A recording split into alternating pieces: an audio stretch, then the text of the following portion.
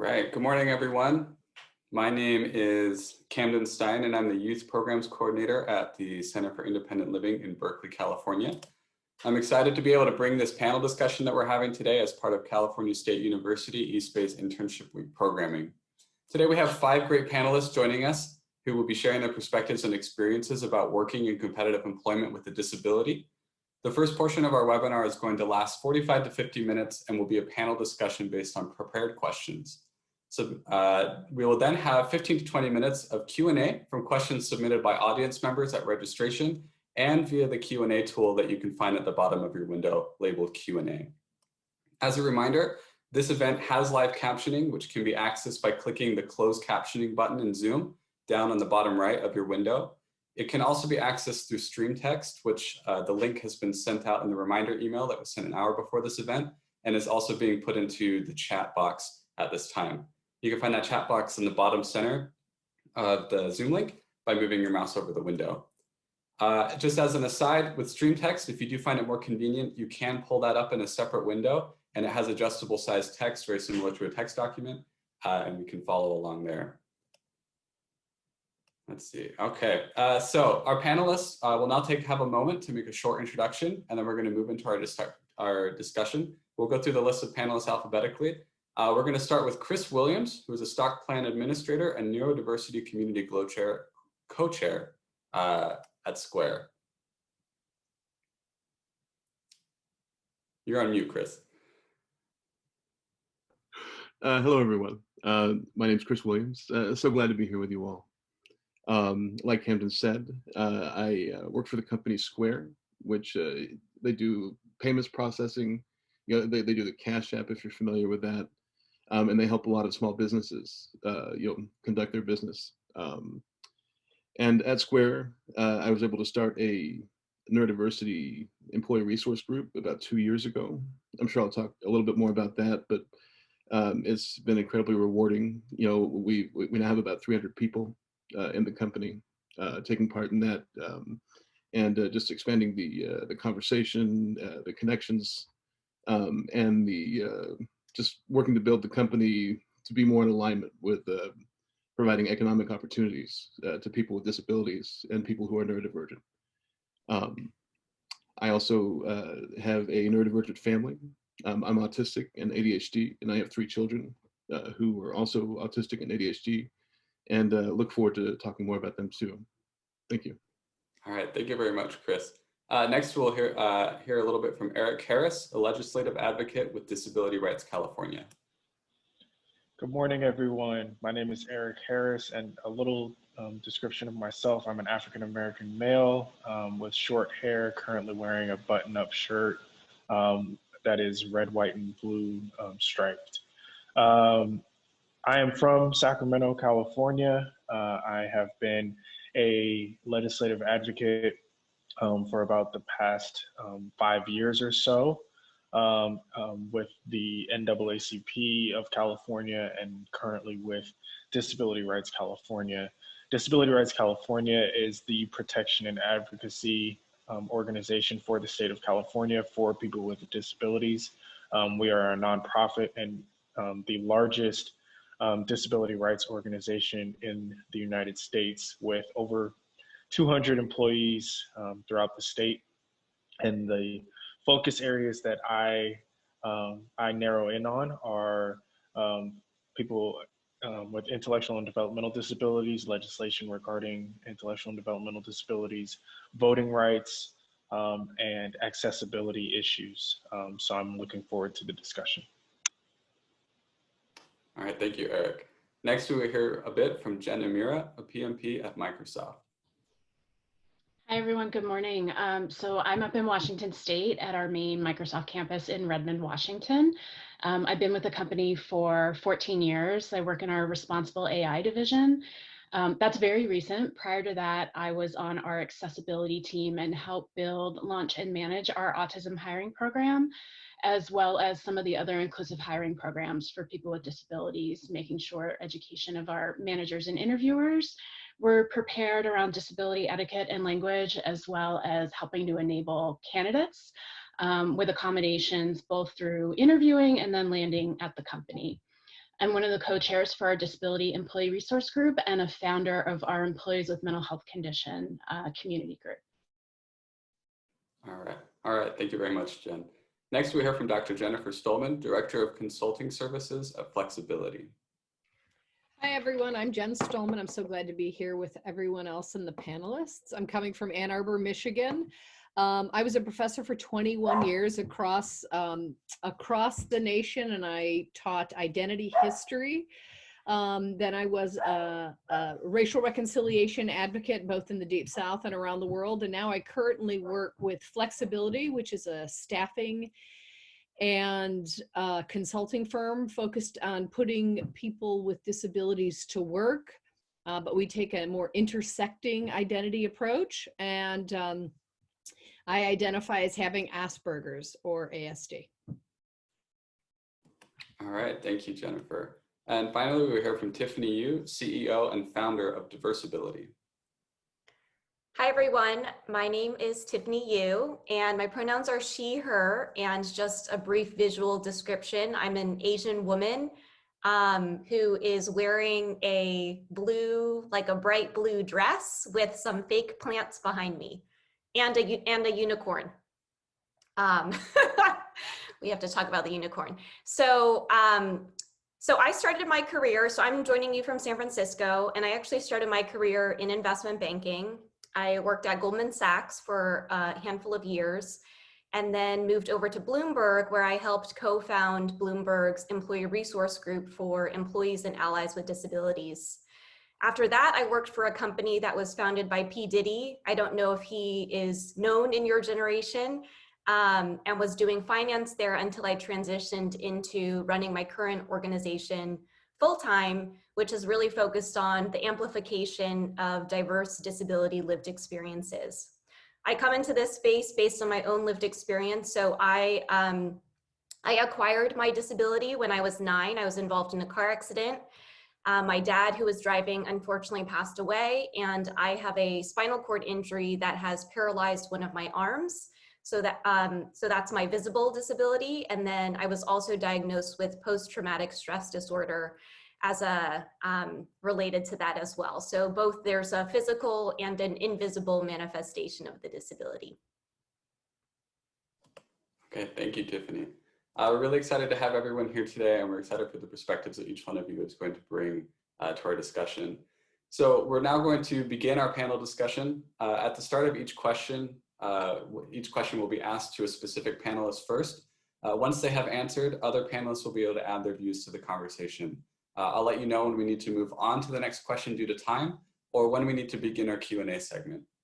So our first question is going to be directed at Tiffany, who we just heard from. And so Tiffany, as an advocate for building inclusivity through community, why do you think it's important for companies to hire people with disabilities? And what changes, or in what change does that help make in companies and communities when people with disabilities are hired more often? It's a great question. I feel like our speaker from Microsoft can also speak to that. But first, I guess I'll touch on 2 things. This is Tiffany. The first is just the power of community. And so if you look at, I think there's a Harvard research study that's done that says the #1 key to longevity and your well-being and your happiness are your social connections and your relationships. And I find that oftentimes within the disability community, due to social isolation, which we are in now, due to social exclusion and other societal factors, we're often just not really given the opportunity to root ourselves in community, which is why I think it's awesome that, you know, Chris and a couple of the other panelists have started ERGs and communities within their organizations. Now we have the data that shows the business case for disability hiring. It's from Accenture and it was published in 2018, but the companies that do are, you know, 38%, have 38% more revenue, double the net income, I think 1.2 times the profit margin. I'll link the report in the chat here, but pretty much, I mean, just hiring disabled people makes your business better because it forces you to think about how to do things differently. And I think that, you know, being, what is it, 15 to 25%, 15% of the world's population and 1 in 4 here in the US, we're just represented, but invisible. And I think being able to shed more light on the fact that we do exist and our disabilities, at least for me, is a huge part of my identity and something that I can't like leave at the door when I walk into a workspace. I think being able to embrace that and embrace, you know, we often talk about like your full authentic self in the workplace is really important. Thank you, Tiffany. Jen, Tiffany said that you might also have some thoughts on that. Would you like to answer the part of that question as well? Yes, absolutely. So Jen from Microsoft, and I would echo a lot of what Tiffany shared. I know from our perspective that diverse experience for people with disabilities often think differently, often look at the world differently, bring that perspective to the table, and really help push on that conversation of how do we make our products better for everybody. So it's not just people with disabilities, but if you think of something like curb cuts and how that has benefited many people in the world, not just those who use wheelchairs or assistance in that regard, really helps us work better as a community, as well as understanding each other better and building better ally relationships. Those are some of the things that we talk about, and leveraging each other. So of all of the ERGs that exist at Microsoft, there's so much intersectionality that the more that we can share our experience and connect together really helps us build better products. Thank you. Does anybody else have anything that they'd like to add? I think this is Jen. I think there's a moral case and there's a national and global case that is basic human and civil rights require. So I'm just going to lift up the moral philosophy case and Kant's ideas of humanism. So I would just add that to what the fine panelists have already spoken to. Thank you. Any other thoughts before we move on to the next question? Cool. All right. So this next question is for Jennifer Stulman with Flexability. As an expert in equity and inclusion, do you have any specific or special advice for how applicants with disabilities should present themselves on resumes, cover letters, or in interviews? Or do you see any need for there to be a different approach to these items if you have a disability? Well, gosh, you're asking me in many ways. So you're tapping into my activist as well as the academic and the business. And so I'm face forward. I'm face forward in self-identification. I think that is a way of indicating your talents and strengths and your unique abilities. I think that certainly echoing what, and this is Jen Stulman, to distinguish myself from Jen from Microsoft, is that what Jen and Tiffany have both said is that, right, this is an added component. And so one of the things we often talk about is about academic or trade, right? But we don't talk enough about the importance of experience and experiential expertise that comes through. And so I'm front forward on all of it. And my work in designing cultural architecture are the ways in which both individuals who identify as having a disability as well as workspaces understand the benefits of it. So absolutely front forward, and how you would do it is how you would identify any of your other skills and any of your other experiences and expertise. Thank you. Does anybody else have any thoughts on advice for how to present yourself, on cover letters, resumes, or interviews, or feel that maybe there doesn't, is or isn't a difference if you have a disability when it comes to these matters? This is Tiffany. I tell this story a lot, but I think about when I was applying for my internship at Goldman, what I tried to do was, I think I read like the letter from the CEO in the annual report, but I also looked up their values, and one of their values was just their commitment to diversity, which I'm pretty sure a lot of companies are either already have or are coming out with statements. And when I went into my interview, I remember at the end of the interview, I hadn't gotten a chance to kind of make the connection between the fact that I really thought that this firm celebrated diversity and disability. And so at the end of my interview, I said, hey, can I just say one more thing? And I brought up that alignment. And I don't know if that's what got me the internship and then ultimately the full-time offer. But I think again, as I mentioned in my intro, like For me, my disability is like a weighted blanket. And so I just carry it around with me all the time. It's not like a purse that I can just leave at the door. And so I know that at least for me, and my disability is visible. So when I walk into a room, you know, even if it's not noticeable right away, it will come out eventually. So it was important for me to acknowledge and name that rather than try and pretend that I didn't have it.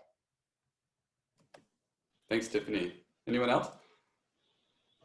Yes, this is Eric, and I think that it's important to also keep in mind that everybody is unique and everybody is at different levels in their experience and in their confidence with their disability. I was born with my disability. I am somebody who was born with a dislocated hip, congenital hip dislocation that caused nerve damage in both of my legs, but I can still walk. But I use a wheelchair as well. So similar to Tiffany, I have a visible disability that folks can recognize. But even for myself, I had to grow and learn and develop confidence in myself and in my disability and in my disability pride.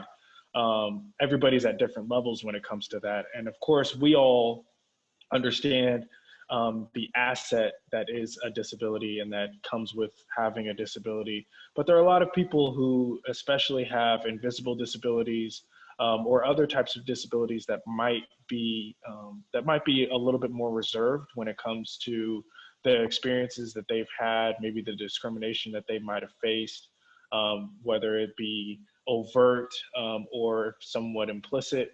And I think that that's also important to keep in mind. Of course, we want to encourage as many people as possible who have disabilities to be prideful and to recognize the benefit that disability brings to any organization, any company, any space that they're in, but also to recognize that there are people at different levels in terms of their confidence level and in terms of their experiences.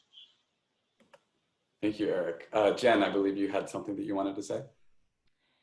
Yes, again, echoing Jen from Microsoft, echoing what everyone has shared so far. And because there was a specific comment about interviews within this question, I know at Microsoft, we really encourage our candidates to request interview accommodations because we want you to come and have all the support you need to showcase your best skills and your best self for that interview. So if that means you, when we are doing in-person interviews, we're not at the moment, but if you're doing a technical interview and you want to bring your own device to code on it because you might have assistive technology loaded on it, we want you to ask for that. If you need additional time, maybe 10 extra minutes for any kind of processing, someone who's neurodiverse might need that additional 10 minutes to get through their interview questions or breaks in between interviews. It's really important for us because we want to hire you for you to have that support in your interview experience. So, you know, just disclose as much as you're comfortable within that accommodation request, but it is really important for you as students, you know, going out into the workforce to keep that in mind as you're invited for interviews. This is Jen Stulman. I think it's quite reasonable at the end of the interview to ask about the place you're going to work in. And they're interviewing you, but you get to also interview the type of workspace you're going into. So this is Jen Stulman echoing what Jen from Microsoft is saying, which is it's an important question to ask. And one of the things that I like to encourage is to make things regular and every day, and the ways in which Eric Harris, I fully agree with you about the ways in which people are in different spaces, but I also think that there's an agency in putting the companies or the organizations also on notice that welcome to the world. And one of the best things about this up and coming generation is they're demanding more when it comes to equity and inclusion. So you can safely ask that question when you're scouting about, now, what should I be asking this organization? Because they always ask you. They want to know what questions in addition to salary and process.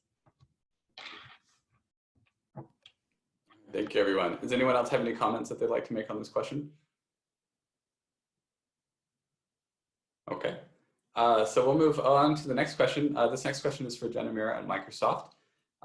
You have worked extensively to build inclusive hiring programs and employee resource groups at Microsoft. A large part of success in the workplace can be becoming a part of that workplace's culture.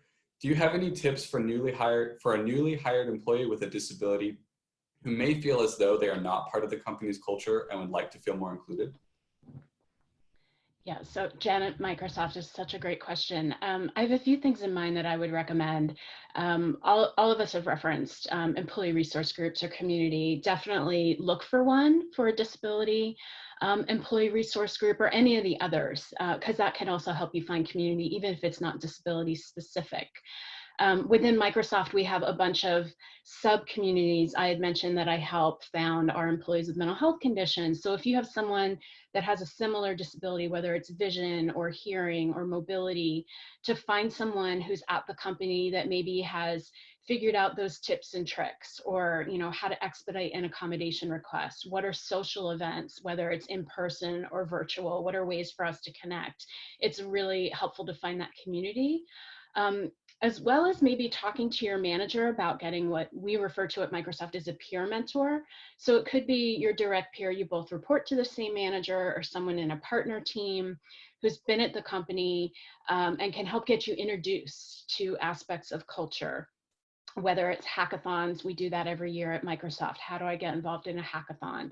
What are your giving events for employee match, or any kind of activity that's about culture and community, as well as helping you figure out some of those nuanced aspects of a company culture you're not going to know about, like where is this tool that I need to do my job, or how do I submit a vacation request? Having someone to support you through that, whether it's a peer or your manager, can be really helpful to learn about the company and the culture, so you feel more comfortable as the days go by. Well, thank you very much, Jen. Does anybody else have anything to add to that?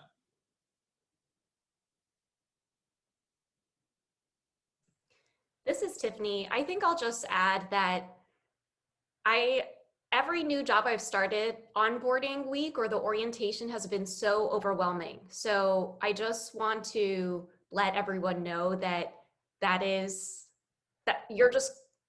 just going to be a lot. And so give yourself some grace and compassion to kind of make it through that initial, just trying to get onto all the different platforms and figuring out, as Jen from Microsoft mentioned, like how to do certain things, the logistical parts of it.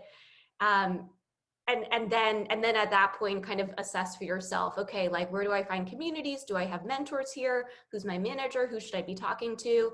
And I will also, this is a shameless plug, but on Facebook, Diversability does have a community, and we always try to serve as a resource. And actually, if you search in Facebook, there actually is a Facebook group that is created by a future Microsoft employee. She just had her internship and got her full-time offer, called Working with Disabilities, or it's like Tech in Disability or something related to that. So yeah, so if you're not able to find support within the employee resource groups at your company, there are also so many Facebook groups that are available depending on whatever needs you need served at the time. So this is Jen at Microsoft again, and I want to echo something that Tiffany just brought up.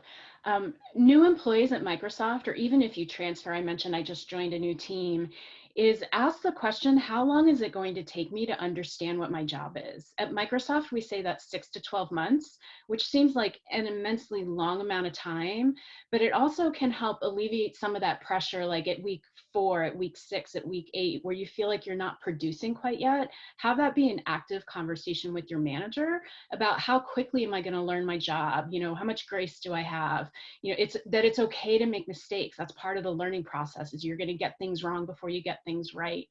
So having an open dialogue about that with your manager, even, you know, asking in your interview process, like, how long will it take me to onboard into my role?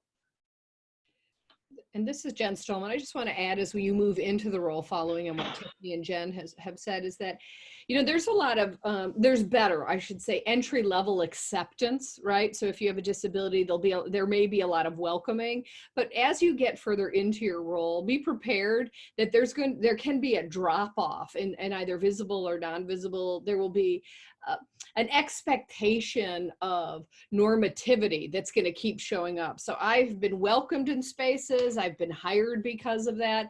And then for my own, as you know, identifying as having Asperger's or being on the spectrum, there'll be a lot of confusion, and a lot of it comes through like personality or intensity. So I find that I have to do a ton of education after the wave of welcome wagon and acceptance has gone through. So I think if you're talking about integrating into the culture, unfortunately, in the same ways that we've lived our lives outside of the jobs, that is something that is not, I find I have to actually do more education with disability pride than less.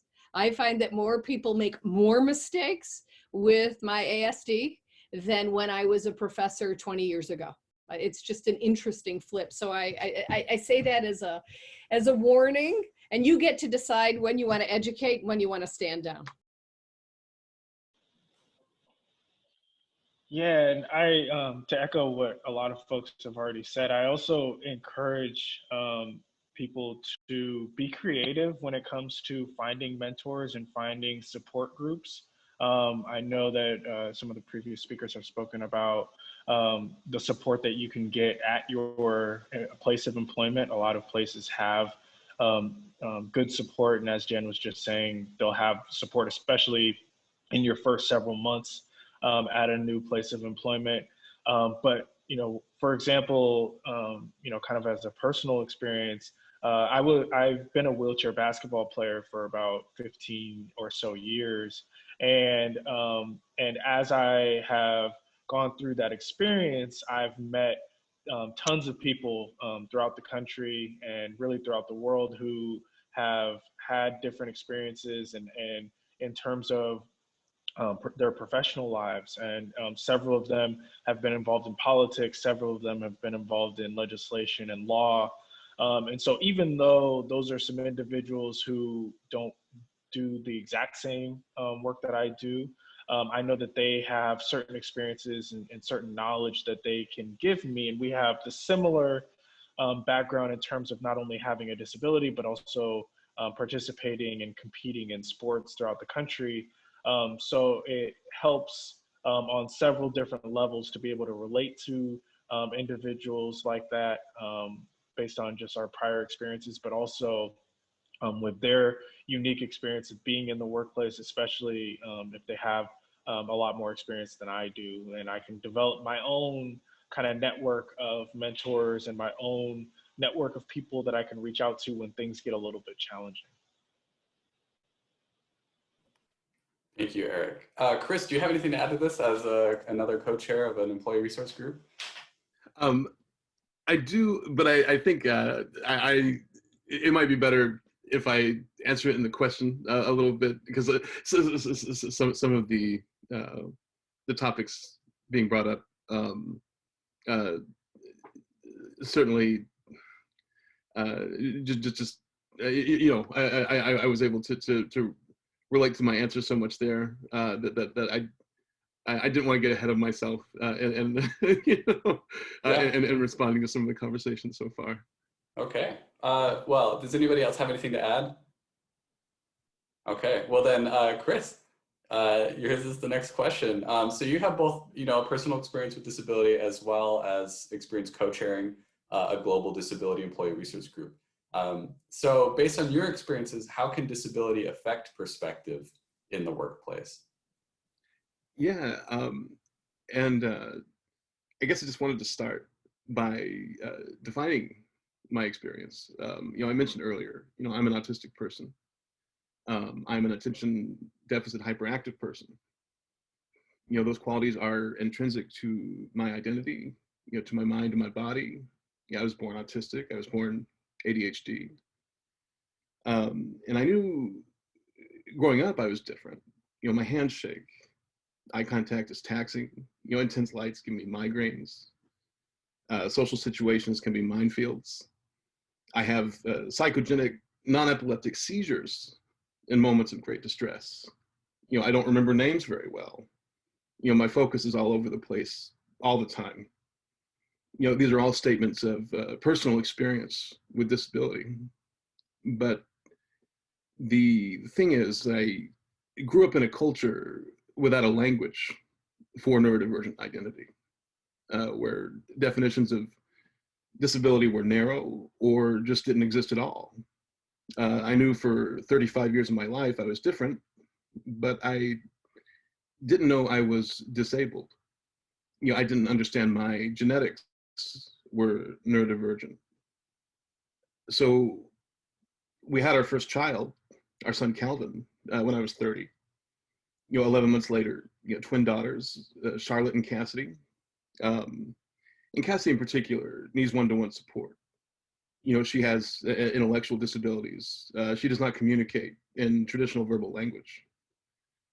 Instead, she uses a form of word repetition they call echolalia. She's constantly in motion, on her swing, her hammock, the trampoline. She's even wandered outside the house a few times. Some stuff can be pretty scary and isolating. They're pretty unique challenges. But Cassidy is also my greatest teacher in the language of disability. My work to understand and connect with her was a path that led me to the bridge of neurodiversity and toward understanding my own humanity better. And this shift, this pathway to a new frame of reference, about human diversity, this is how I think disability can affect perspective in the workplace. When I started with Square about 3 years ago, I decided to disclose during the interview process, you should know this about me. I'm autistic, but after I was hired, that active disclosure didn't stop. When light sensitive migraines happened, that was a teaching moment for me. This is an autistic sensory reaction. If I'm not going to remember someone's name or face, another teaching moment. Hey, being blind to faces and forgetful names are autistic traits. This is something I, will just let people know, when I meet them, if I feel the need to, and that active disclosure and connection and wanting just to, build education around myself. When I saw a stranger in our company cafeteria wearing a shirt with a Neurodiversity logo, that was a moment of connection. A chance for two people with autistic children to come to know each other. And that meeting and the friendship that followed, led to our neurodiversity community at Square getting started. It was about 2 years ago. And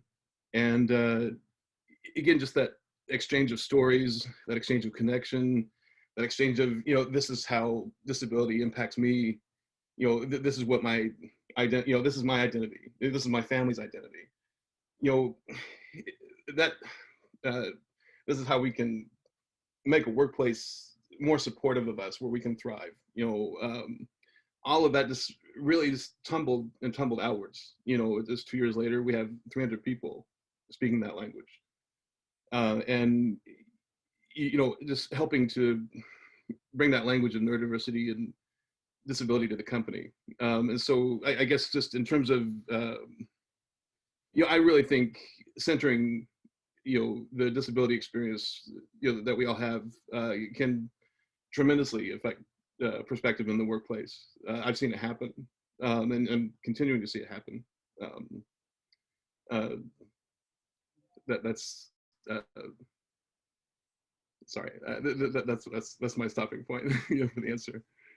Thank you. But, no, thank you very much for that. Does anybody else have anything that they would like to add to the question of how disability can affect perspective in the workplace?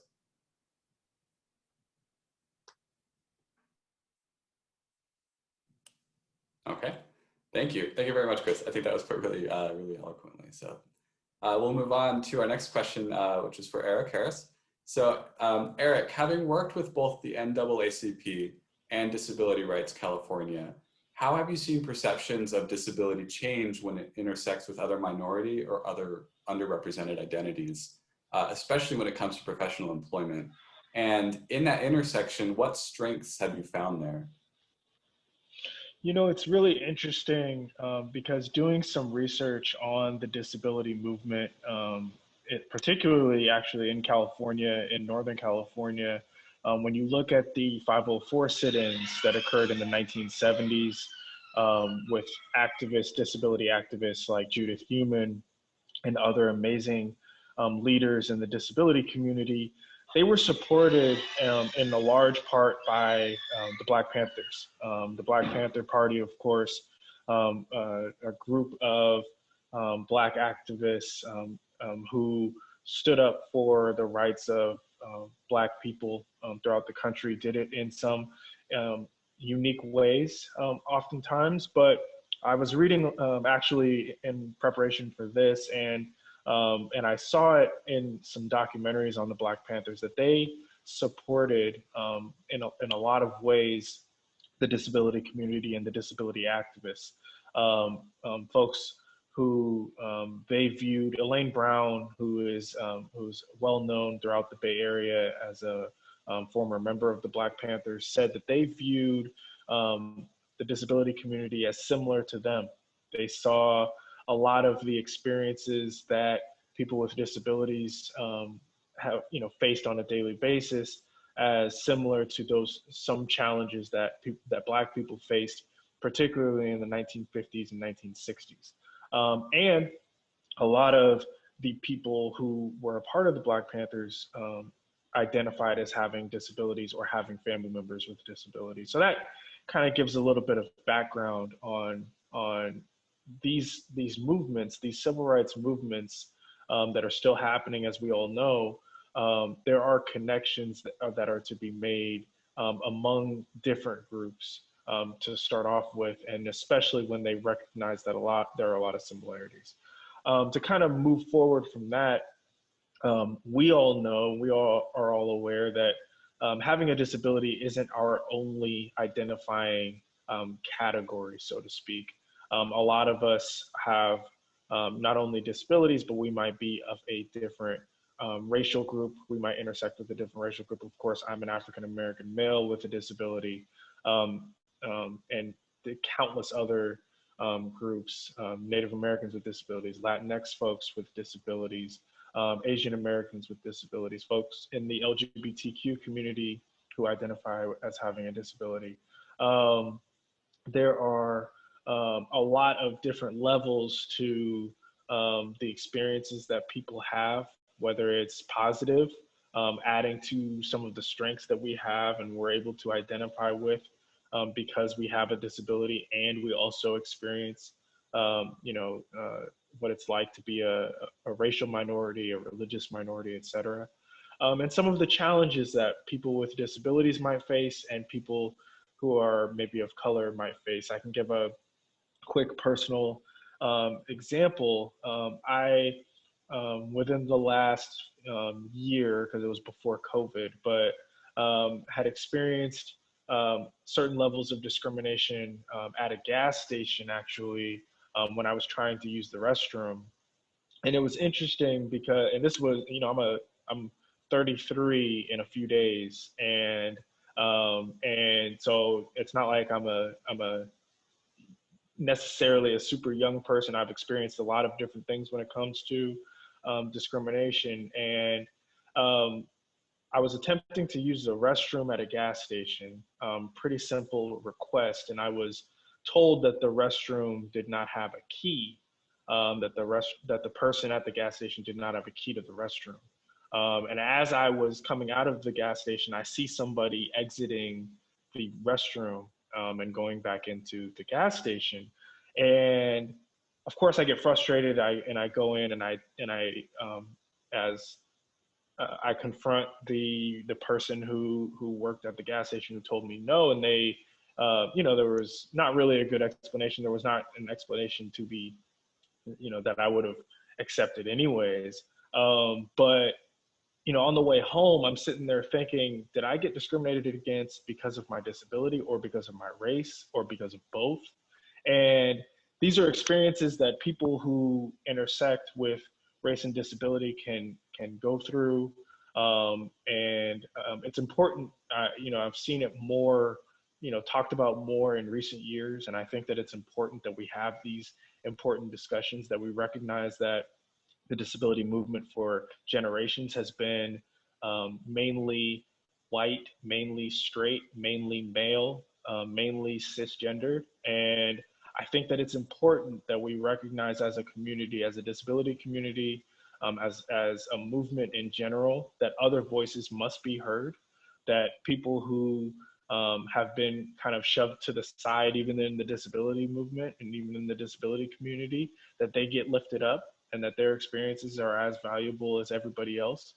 And as far as the professional work environment, you know, I was looking up earlier, because I'm in the law space, I was looking up earlier the amount of Black lawyers in California currently is at 2.7%. And over the last 30 or so years, it's been between about 1.5% and about 3% of the total lawyers in California. And then if you look at the amount of people with disabilities who are lawyers, who identify as people with disabilities as lawyers, it's somewhere around 1/3 of 1%. And that's really a guesstimate because, as we know, that number can be a little bit, you know, difficult to get a grasp on.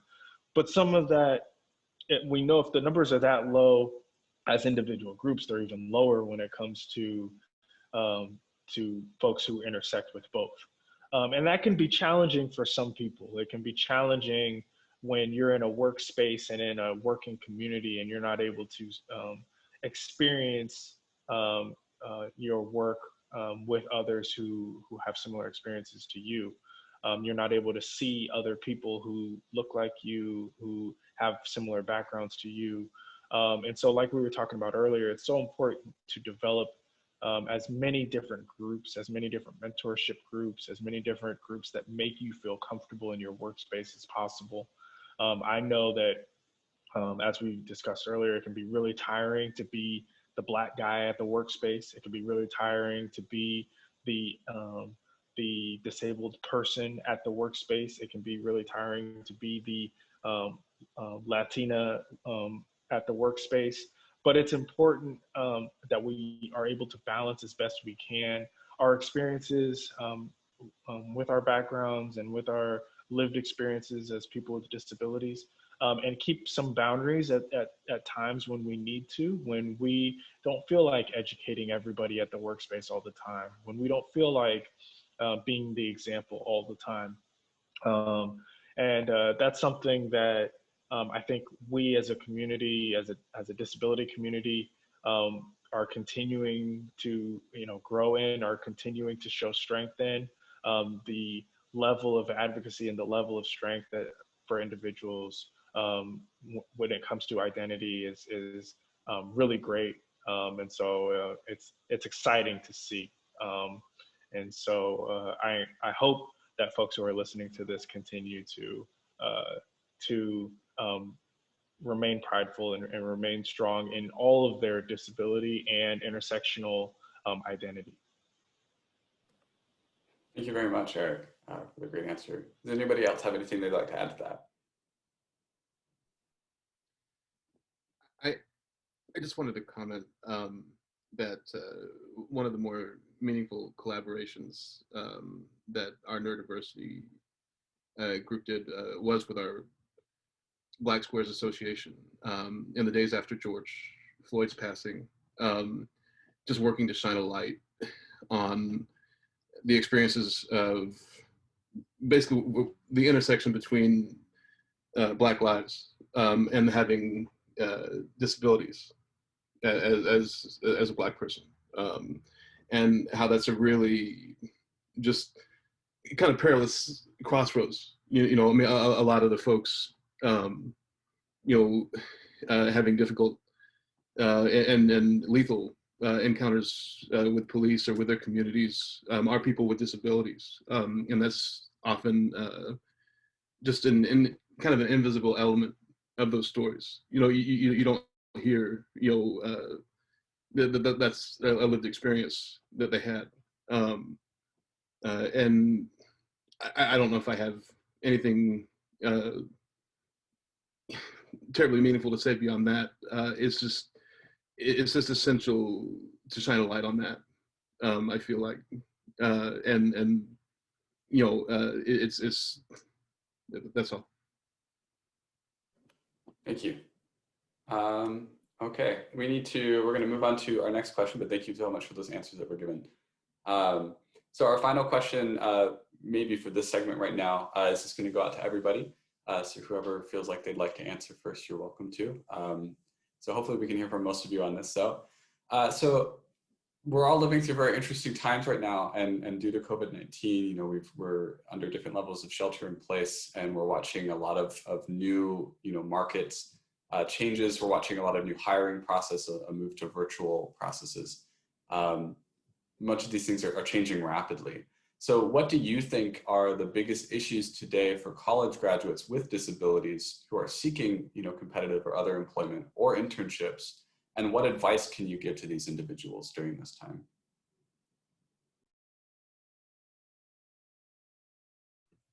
This is Tiffany. I would be remiss if I didn't acknowledge that even after 30 years of the passage of the Americans with Disabilities Act, our unemployment numbers are still more than 60%.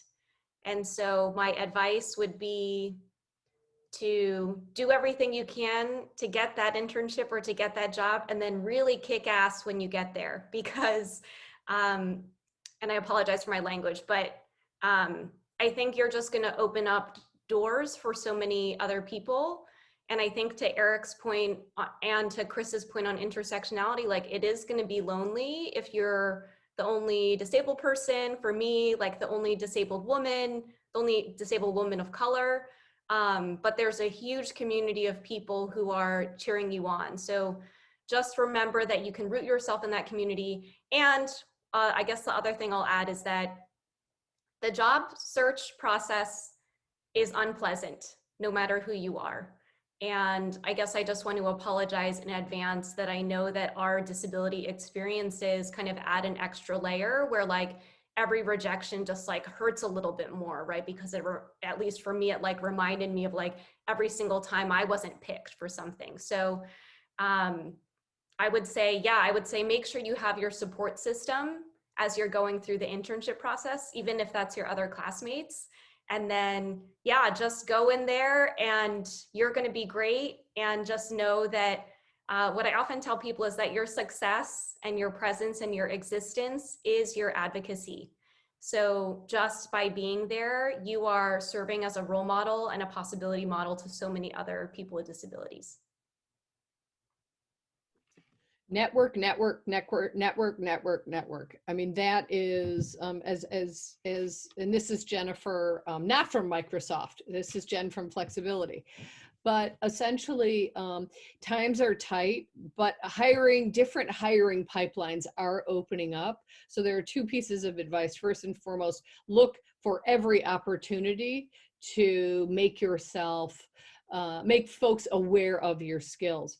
The other thing that people aren't paying attention to, yes, we're lifting up the ways in which remote work has something that people with disabilities have always been pushing for. I will say that we need to recognize that for people who have anxiety, or people who are like myself, being in a remote office or home space can cause its own problems. So I really talk about self-care, and I'm speaking from my own experience. That is, on the one hand, we've got remote abilities and accessibility and adaptive technologies.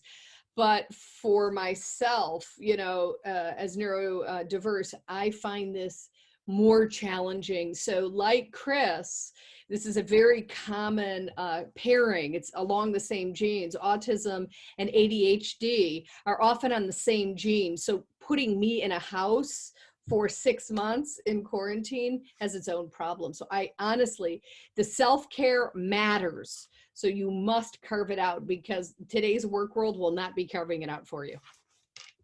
And sorry for bringing you in. You had lifted that up, and I just wanted to bring that sort of, a lot of people don't know the marriage between the genes on that. It's no, I certainly live it. So happy to, you know, have it talked about more. I mean, it's definitely been fascinating just to see my kids carry that forward. I mean, and to learn about my own, learn what's in here, inside myself through them. But anyways, sure.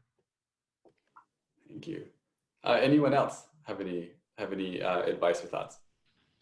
So this is Jen with Microsoft. I think so much has happened in the last 6 months. Microsoft, all of our events, we're on a July fiscal. So we just started our new fiscal year. So from July 1, 2020 till 6/30/2021, all of our corporate events are going to be virtual, regardless of where we are with COVID, what's open, what's not open. Microsoft has taken a stance that everything is virtual. This past summer, all of our internships were virtual. So there's this great opportunity to figure out how to do things differently, how to do remote work.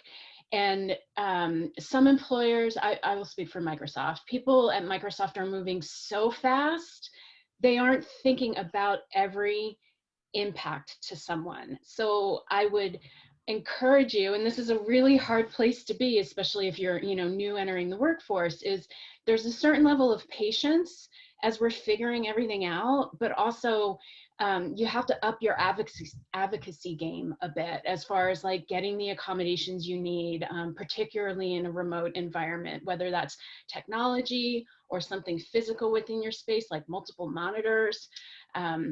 Having the patience that we're moving as quickly as we can, but Microsoft, we're trying to hit 150,000 employees and we're hiring.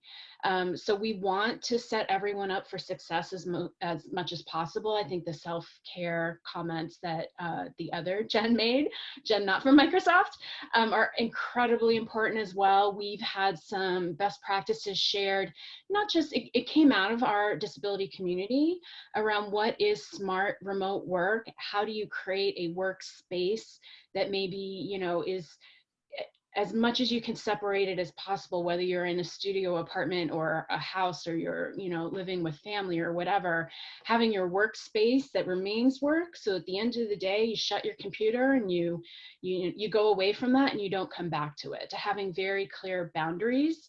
And then also advocating with your manager, with your peers, with HR, with any kind of facility support for what you need as a person with a disability. Yes, this is Eric. I'd also like to add, it's important, especially I know that a lot of the folks who are listening in are in college or college students are about to graduate. And I would also add that a lot of people with disabilities tend to move forward through life and not believe a lot of times that they deserve to be where they are. A lot of times there can be, and people without disabilities too, people just moving through life sometimes don't always have the confidence to tell themselves that wherever they are, they deserve to be there, they're talented, and they can excel in whatever space that they're in. I know that, I had to develop that level of confidence when I was in law school. Going through law school, you're going to, see a lot of folks, and whether it's law school, the professional world, you're going to be around a lot of really talented, really smart people. And they're going to show it in different ways. Some of them are going to speak a lot. Some of them are going to have fancy backgrounds. Some of them are going to, do a whole lot to show that they are talented, that they are gifted. And it's important that especially people with disabilities develop that level of confidence in knowing that they deserve to be there too. We deserve to be there. We deserve to be at the table. Our experiences are important, and that we're smart enough and talented enough to make a difference in whatever workspace or life space that we happen to be in. I know that, as folks who have spoken before have said, it's a little bit difficult with COVID because of the lack of kind of interpersonal connections and kind of being able to be in similar spaces to other people.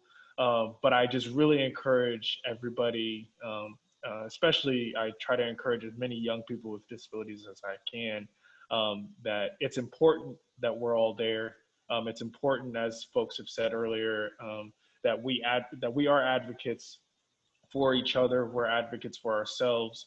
and just being in the space and excelling in a space and doing well in a space, that is advocacy. That is moving the ball forward for people with disabilities, for the disability community moving forward, whether it's for you, somebody else who's going through a similar circumstance, or somebody who's coming up behind you.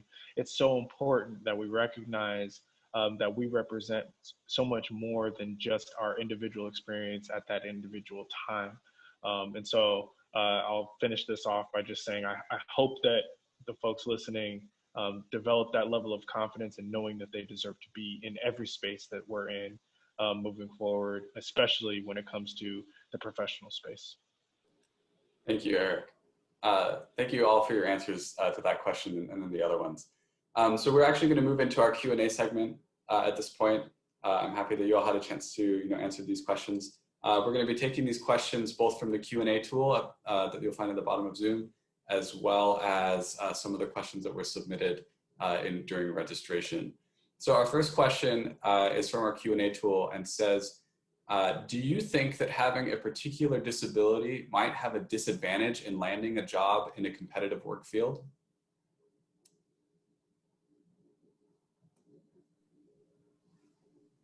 This is Tiffany. I mean, I think this is something we need to address within the disability community as well, in the sense that like there is a hierarchy of disabilities, or at least that's just from my own perspective.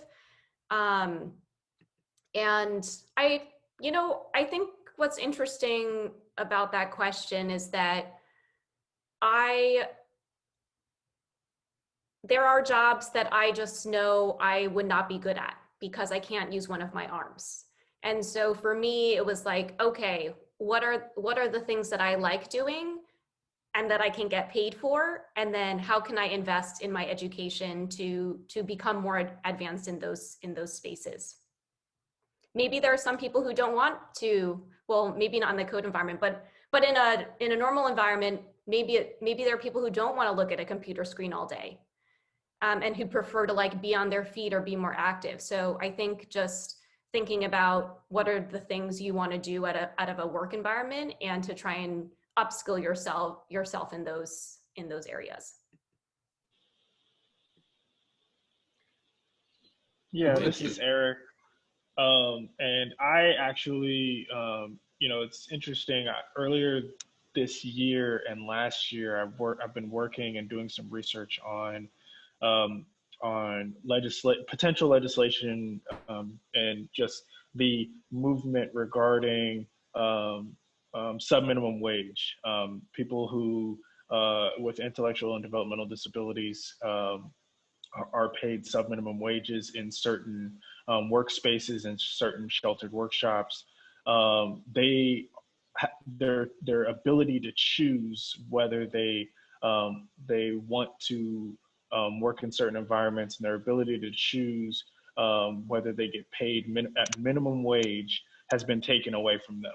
So to kind of follow up with what Tiffany was just saying, the importance of being able to have choice. As a disability community, we do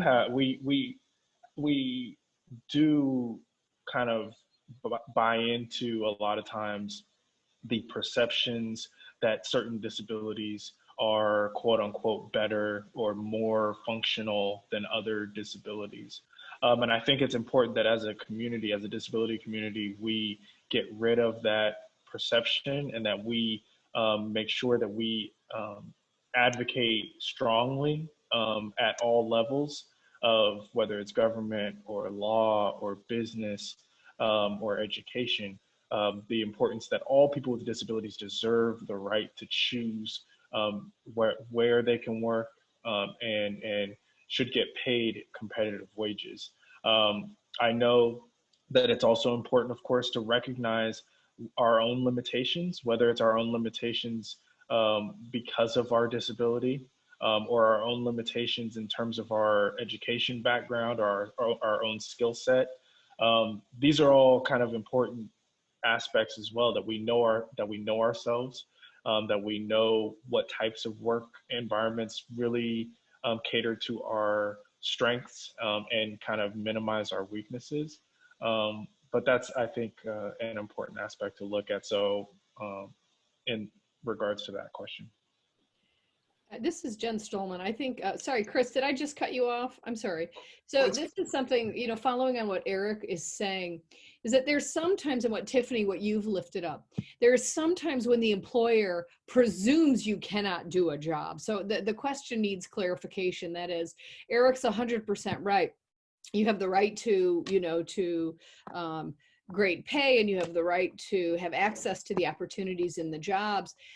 Sometimes, certainly what we find in the work that I do is people have these sort of physical requirement statements, or they have these intellectual requirement statements. And in fact, they have nothing to do with the job. It's something that's been copied and pasted.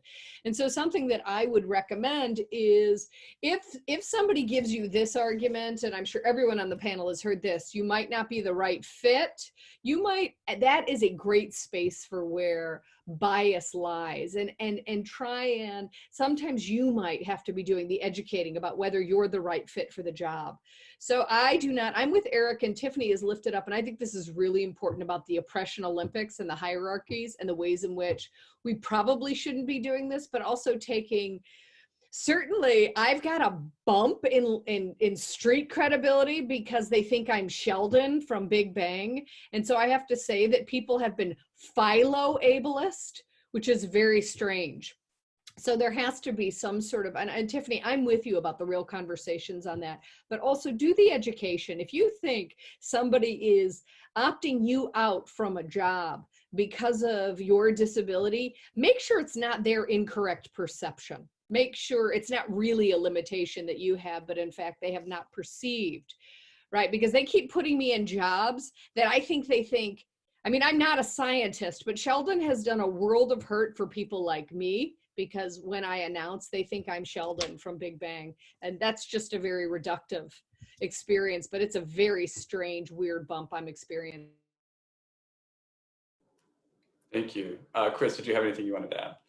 Yeah, I mean, I think I just wanted to talk about just the experience of not knowing I had disabilities, and how much that throughout my life, you know, when I was trying to enter work fields and clearly exhibiting, you know, all these traits that I didn't understand, that I couldn't advocate for, tell a story around, or you know, and I certainly don't think I was perceived, you know, as necessarily a disabled person, you know, but some of the things where, you know, I might, you know, monologue a little bit, or talk in circles instead of a straight line, or develop, you know, a high degree of anxiety in social situations. These were things that I didn't know the language around, or I really couldn't understand myself. And so I guess I just wanted to note that, you know, I think it's so important to do the work of helping us, you know, understand ourselves more clearly, and doing the work to help others understand ourselves and themselves more clearly too, because I think a lot of times just disability, especially invisible ones, can create barriers in places, you know, where they're not understood. Thank you. Okay, so our next question says, when you began working yourselves, how did you find career paths that worked with your access needs? And they add on, you know, I primarily have medical disabilities that limit the environments and the time I can work, and I'm finding that most of the things that interest me are outside of my abilities.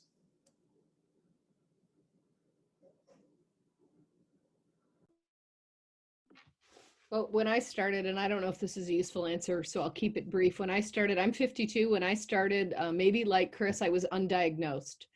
And so frankly, I found myself performing. I would be imitative of what the behaviors were expected of me. I think that frankly, academia, I was in stockbroking beforehand, and academia actually suited my disability, but now I'm in the business world, and I am running afoul of the business world because of the ways in which my disability lifts up. So I think I'll just say that it's hard, that there's a lot of navigating, certainly, and my strategies are always having faith in myself and questioning and trying to, and also encouraging myself. But I have to say the business world is much more challenging for me than academia. So this is Jen at Microsoft, and I'm not sure this actually gets to the question at hand. When I graduated college, I was not diagnosed with anxiety disorder or clinical depression. And I've really only come to embrace that as a disability in the last few years. And a coworker of mine, she will talk to people and encourage people to think through, how does your disability make you better at your job? So as someone with anxiety and a program manager, I can think through a work back schedule, every possible disaster, every issue that's going to be raised, how to fix that, any possible thing that can go wrong. And that's really a strength as a program manager. When you're looking at developing code or launching a product, you want someone that's going to think about the worst case scenario, because they're going to bring it up at the table to make sure that that gets planned for. So it was a way to flip my anxiety in a way I had never seen as a strength.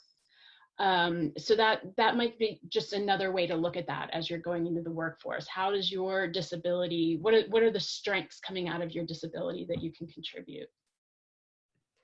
This is Tiffany. Oh, sorry. Did someone? Oh, I just said thank you. Go ahead, Tiffany. I just wanted to add, I'm just reading like the second part of the question, and I'm wondering if maybe that's a critical question to ask if you're counting yourself out of something you're really interested in because you haven't yet found the accommodation that works best for you. And so oftentimes when I talk to people about my own employment experiences, like I started as an investment banker, and then I became a recruiter, and then I became a TV producer, and then I went back to finance, and then I like worked in a sales role. I wasn't good at the sales role, but part of the reason, well, first of all, I'm a millennial, so that's probably why I did so many things. But the second is, I think I just wanted to show that like I had an interest in doing something, and so I just wanted to try it. And some of those things I really wasn't good at, but I wouldn't have known if I hadn't at least tried, right? So I think for me, one thing I often tell people is that like as a disabled person, I just learned how to fail, right? Because the world is not adapted for someone who can only use one hand.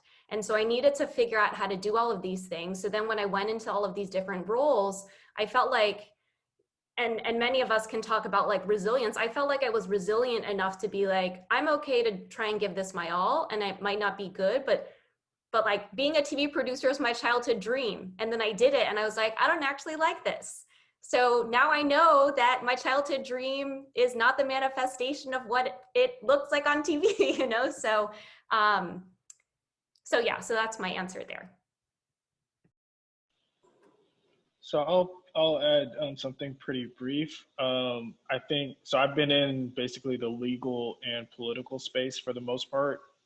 And having a physical disability, being a wheelchair user, it's been important for me to put a lot of pressure on whether it's employers or places where I need to go to do my job successfully. So for instance, as a legislative advocate, I have to, for my job, go to the capital, go to the state capital of California very often, which is of course in Sacramento. It's of course a public building, but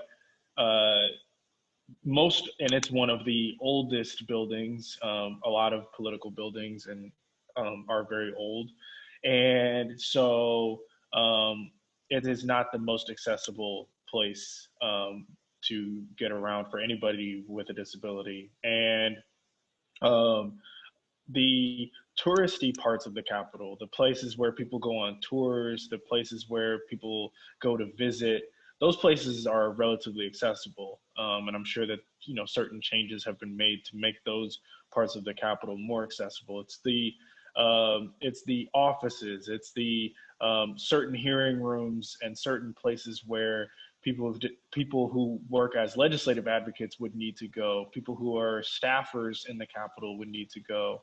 And those places are not as accessible. And so it's important for me to point that out and find out what we can do to make that change occur, to let folks know that people with disabilities are working in these spaces, that I use the Capitol just like every other legislative advocate, just like every other staff person who uses the Capitol. And it's important that we put that kind of pressure on folks, that it shouldn't take an elected official or a governor with a disability for them to change things, that it should happen immediately because it's the right thing to do. And it's also, it gives access not even just to people with disabilities, but it gives access to the people that they might be with. It gives access to everybody. As we all know, having places more accessible, become more accessible, it doesn't just impact a wheelchair user or somebody with a disability, but it can impact a pregnant woman or somebody who's pushing a stroller or somebody who is elderly, or all the other categories of people who can benefit from having a place be more accessible. And so I want to answer that question by just encouraging people to put more pressure on the spaces that they are in, whether it's putting more pressure on their workspace, on their employer, or the places that they need to access to be successful at their job. Thank you, Eric. So that concludes our time that we have for Q&A. I'm sorry that we weren't able to get to more questions, but we do want to make sure that we finish up close to our original finishing time.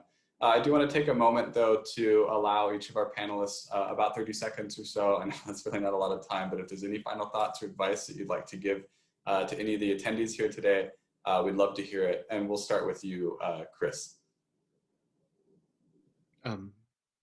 Yes,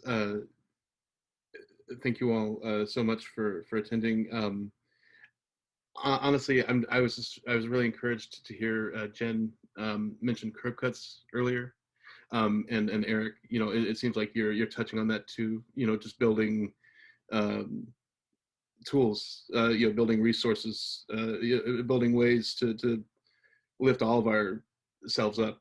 I think a lot about how to create curb cuts for people with mental disabilities, for neurodivergent people, and I'm sorry, this is not a more concrete thought, but a conversation like this really makes me hopeful. Dialogue like this is really great to see in the world, and I hope everyone here can, just keep moving forward, having these kind of conversations and doing this kind of work to improve our quality of life. Thank you.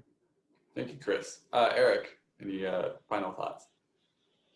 Yeah, so my final thought, I want to encourage everybody to do as much of their own kind of research and background and finding background information on the disability movement and the importance of the disability movement and what people with disabilities have accomplished. It can give you a sense of pride and a sense of belonging, knowing, just being on such an amazing panel like this one, seeing, how many people with disabilities, and of course, we're only 5, but people with disabilities in such incredible places with such incredible influence, doing amazing things. And that should give everybody with a disability, everybody who's listening, a sense of strength and a sense of belonging, and knowing that they can make a difference and they are making a difference in doing everything that they're doing. So I'd encourage people to continue in that path. Thank you, Eric. Jen, Emira, any final thoughts? Just thank you again for having me today and to be with these other panelists and to hear everyone's story and perspective. I would close out by encouraging everyone to do the networking aspect of it that Jen Stulman mentioned earlier.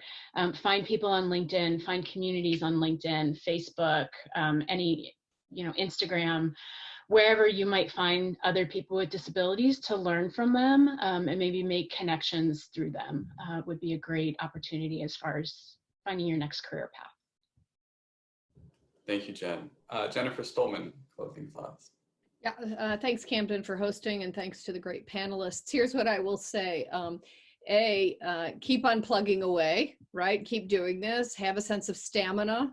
Have a sense of pride in yourself and your ability and what you have to offer. And then I'll take my last 20 seconds. I will serve as a resource. I have been on the academic and the business and the community activist. My name is up there, Jennifer Stollman. Look up Flexability. I am absolutely at your service to help you. No question too stupid. No question a bother. Somebody did this for me and pushed me forward when I thought I was not going to be able to have the career that I love. And it's my privilege and honor to pay it forward. So I'm here as a resource. Thank you, Jennifer. And then finally, Tiffany, you and your final thoughts. Yeah, I guess I just want to use this as an invitation. If you are watching this or you end up watching the recording, feel free to add me on LinkedIn. I'm happy to open up my network to you. Just mention in the, include a message that you came from this panel specifically. And I don't know if I can open myself up to the extent that Jennifer has, but she is a great resource. I would definitely recommend checking out Flexability. And best of luck. And feel free to connect with me on social media as well. Okay, thank you. So I just want to say thank you personally to all of our panelists who joined us today. We're very grateful for the perspectives that you brought. And then also on behalf of California State University East Bay and the Center for Independent Living in Berkeley, thank you for joining us. Your perspectives were, I think, very valuable, and I really learned a lot from the conversation that we had today. I also want to thank, our creative team and others in the background who were helping to make sure that all of our technology ran smoothly. And thanks for all of our attendees who came and also submitted questions. We will be working, this has been a recorded session, so we will be working to put this online later. So watch for that through CSU East Bay, as well as the Center for Independent Living on our social media or on our website. And I hope that, in these very interesting times that everybody continues to, listen to the advice that was given today, keep that stamina, keep moving forward. And I wish you all the best. So thank you for joining us.